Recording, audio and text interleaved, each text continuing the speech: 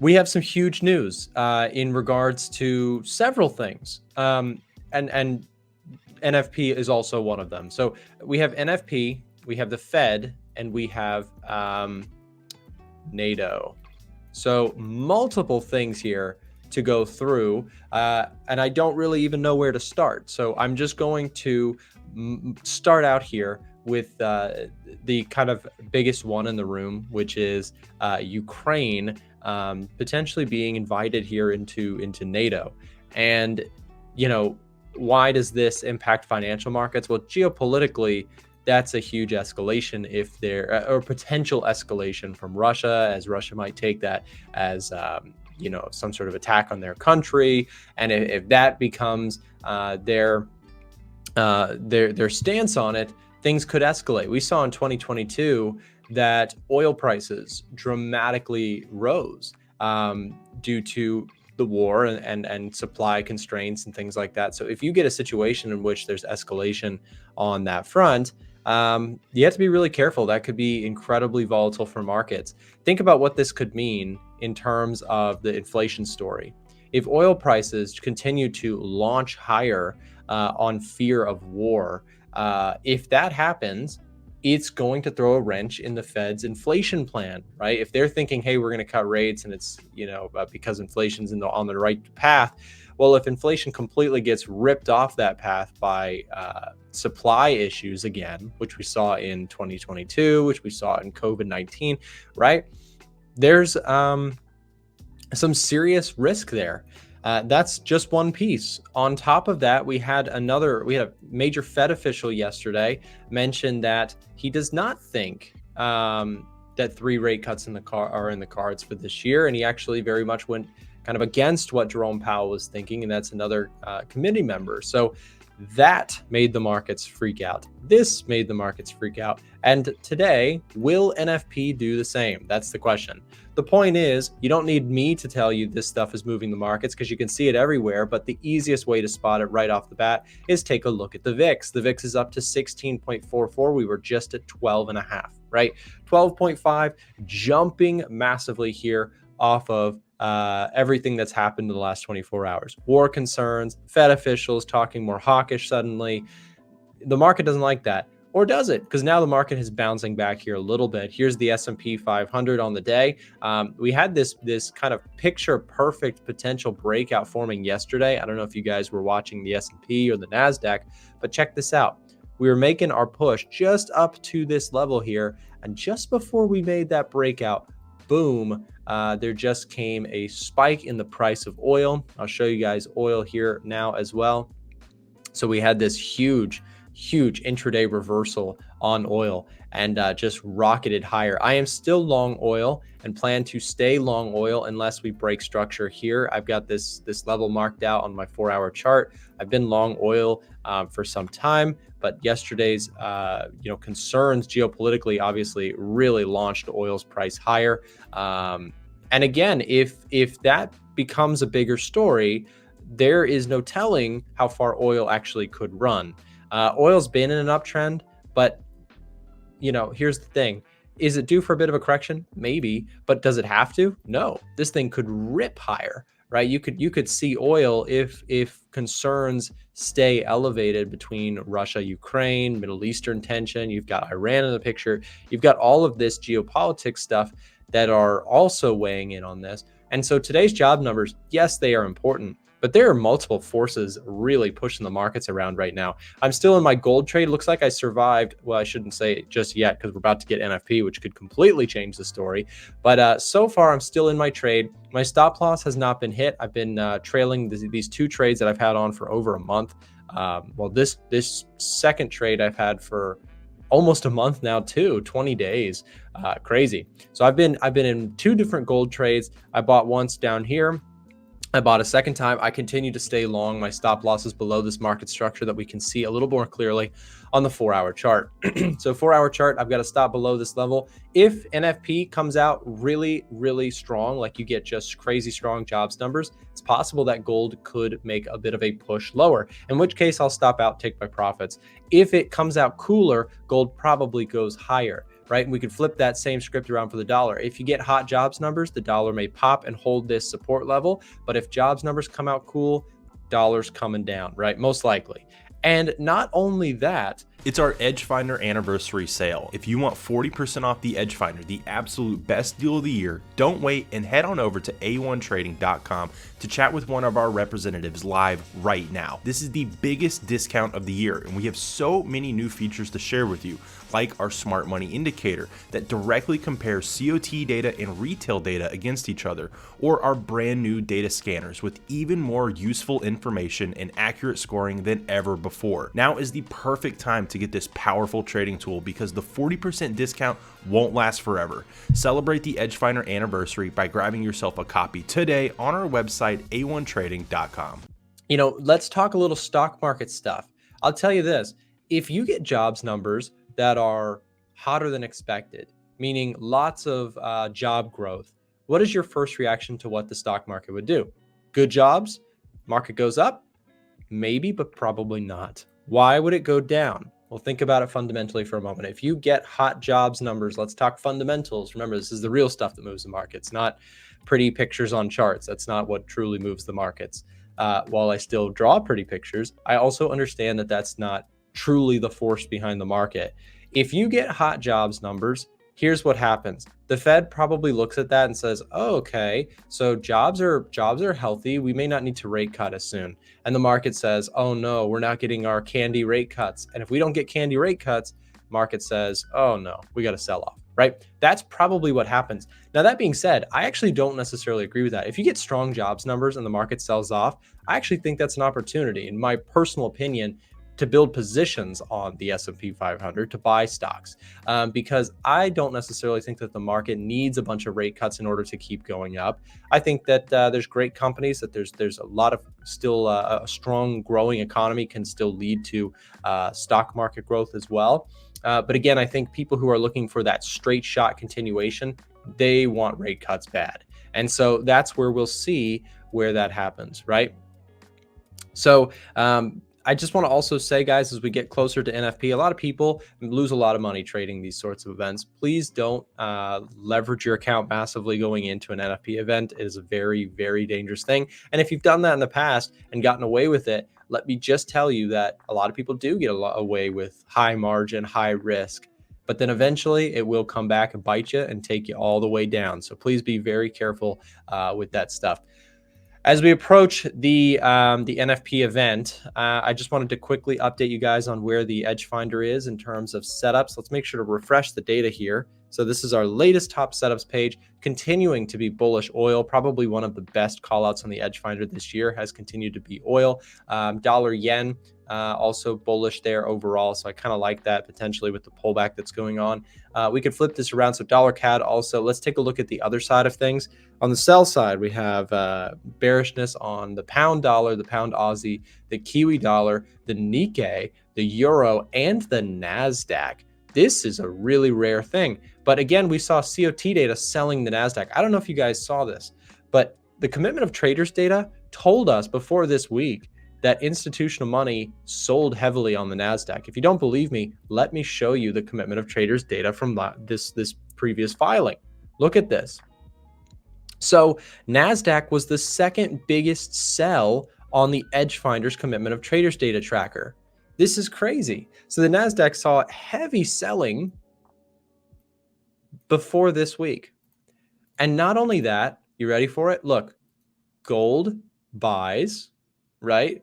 Something to think about is when you see big money moving into these things, and then before the big moves that happen in the markets, it's really fascinating, right? So gold, they've been buying gold aggressively, and look at how it's been going. All right, let's see what we get for NFP. About 10 seconds to go. All right, and jobs numbers are in. S&P 500 just sold off. Euro selling off. Dollar coming in hot. Look at this, guys. The dollar liked that. So I'm going to tell you right now, this is my guess with a move like this. Before looking at the numbers, employment change is up, unemployment rate staying steady, and wage growth. Let's see, wage growth is going to be as expected. Let's see if I got that right. Okay, wage growth as expected, unemployment rate more than held steady, and employment change was up. So we were 2 out of 3 correct. Unemployment rate out of Canada, by the way, jumping. Unemployment rate in the US coming down. So just a stubborn and strong economy here for the labor market. I'll tell you what, like I said, I actually like this for a stock market buy. If the market keeps dipping, this is great news. But the problem is, why is this causing the stock market to go down in the short term? Well, because the stock market wants rate cuts. And if the rate cuts are going to get pushed back because the labor market is inflationary, right? That is something to consider. Now, in terms of wage growth, you didn't get terrible news here, because if it was 0.4, that would freak out the markets. But 0.3 just came in as expected. But again, still seeing wage growth not necessarily coming down here on the month. You're seeing jobs data come out strong. And in terms of revised numbers, barely any revisions here. So this is actually just a strong jobs data point here today. The question is, does the Fed do anything with this? And yesterday, what really caused the S&P 500 to scream and howl was two things. I mentioned it earlier. The concerns about Ukraine and NATO and that sort of thing, certainly causing some stir. But on top of that, if you're asking, is this jobs data here bullish or bearish for stocks? Well, it's kind of a mixed bag. You could take it and say, well, the economy is strong and that's great, and companies can still grow, but what about rate cuts? Rate cuts could get pushed back. I bet you right now the market is already saying, well, that was just a strong jobs data point. It's probably going to push back on the idea of rate cuts in the short term. Let me see if I can validate that theory, yes or no, with the yields. Yes, we have validated it, simply put. Let me show you what I just pulled up. This is the 2-year government yield. And what we see here, guys, is a spike in the 2-year up to 4.7%. This will tell you, this singular chart will usually tell you what the bond market thinks is going to happen to interest rates. So what we're seeing here is a spike in the yield here, because investors, bond traders, they're saying, oh, yeah, so that jobs number, that's going to be that's going to work against the idea of rate cuts. So we might be higher for longer. Now, by the way, cool little technical pattern here. You can keep this really simple for our technical friends out there. Check this out. So if you're looking at the 2-year government bond, check this out. So we've got this little wedge formation.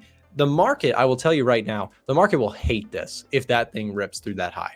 If this happens, probably what happens, not great for gold, not great for stocks, because what suddenly becomes apparent is, oh, yeah, we might have a little bit more struggle than we're thinking in terms of getting inflation under control and getting rates to come down.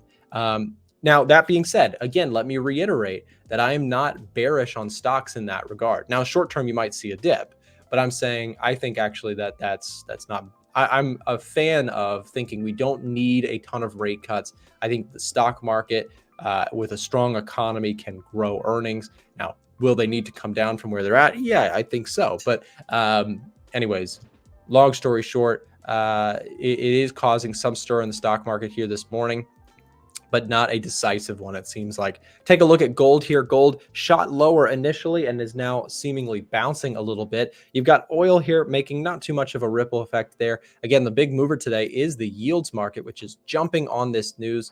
At the same time, we have, let's take a look at the dollar index. There's the dollar index. Dollar index is jumping on this news. Again, support seems to have held from where we drew it yesterday. This kind of upward trend that we saw, support rounded out and bottomed out. Guys, I also want to add something. I mentioned earlier the commitment of traders data. We get the latest filing later on today, I believe. Actually, there was a bank holiday somewhere in there, so we might get it today. We might get it Monday. I'm not exactly sure. I'll have to check on that. In fact, if you have an Edge Finder copy, click this link. It will usually tell you the scheduling so that you can check the CFTC's website. Also, so this data comes out once a week. We get an idea of what institutional money has been buying, has been selling. We'll get that data here today, I think. Maybe on Monday. I'm not sure. Regardless, I'm very curious to see, with such a crazy week, did they go buy oil? Did they go buy gold? Did they sell stocks ahead of this week? That's going to be curious. and going into next week, is that going to be a mover? So again, we'll keep an eye on COT data. Also, quick look at retail positioning here. We'll get the latest data that we can here. So we have, in terms of institutional positioning, we just looked at that. Let's look at the crowd. The crowd is shorting the S&P, shorting the UK 100 and the dollar yen. On the flip side, this is very interesting. Contrarian signal on the NASDAQ. The retail crowd seems to be very much going long the NASDAQ 100, right? So that's, of course, your big tech stocks. So that gives me a little bit concerned. In fact, it makes me think maybe the tech side of things has a little bit more downside. Same thing with the Russell. While we're talking stocks, we have silver, copper, platinum, iron ore, the Australian dollar. These are giving you some of your more contrarian signals to be more bearish, simply because retail is very, very not bearish. In fact, they're very bullish. That being said, I just want to reiterate that just because something in retail positioning, this is just one column of the Edge Finder's output scoring system. Okay, the reason I mention that is many traders will look at something like this. They'll say, oh, wow, I should just use that indicator. It's going to do everything for me. I wish the markets were that easy, but what we've done, what our goal here with the software is to not just isolate one singular indicator, but rather combine many powerful real market forces like inflation figures or today's employment change and unemployment rate, which that data will populate in the Edge Finder shortly, right? We look at this data and it factors in to the bullish and bearish readings that we're getting. So I'll tell you, today's job numbers is going to continue to be bullish for oil. It's going to look good for the dollar, right? It's going to factor into some of the scoring outputs of the Edge Finder, and you'll see that shortly populating in the top setups algorithm page. This is where I go each day to find the setups that I trade. Let's look at some of the majors just for a moment on the Edge Finder's output page. Going major currency pairs here, guys. We've got pound USD, euro dollar, Kiwi dollar, USD CAD, USD yen, all of them favoring the dollar right now. The only ones we're getting neutral readings are Aussie dollar and dollar Swiss. Let's go take a look at some of those currency crosses just to see what's going on with the euro here this morning. Euro USD selling off. I'm feeling a little bummed out about this one, guys, because if you have been watching the show, you know I sold the euro. Look at this. And again, I'm telling you this about my really good gold trade, my really good oil trade. Let me also be transparent. I sold euro at literally like the worst time. I sold the euro like right around here. We saw an initial sell-off, right? And then it just exploded higher. So I'm by no means trying to come across as I'm always right and that fundamentals just are perfect, because they absolutely are not, right? Fundamentals, just like technical analysis, can have some subjectivity to them. So that being said, euro dollar here, big spike up, but today's number, again, I think really reinstates that the dollar, in my opinion, is looking strong for the short term. We'll see if that keeps going. But again, yields are telling the story today, shooting up on this data.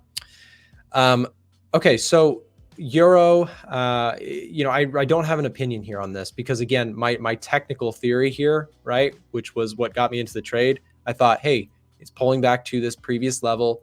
This is a trade I've taken a million times, right? That same setup, but sometimes it doesn't work. That's the thing about markets. Nothing works all the time. So price pulls back, breaks there. I'd be very curious to see if this market keeps rolling over with the euro, which, by the way, look at that. I mean, it is really tumbling here.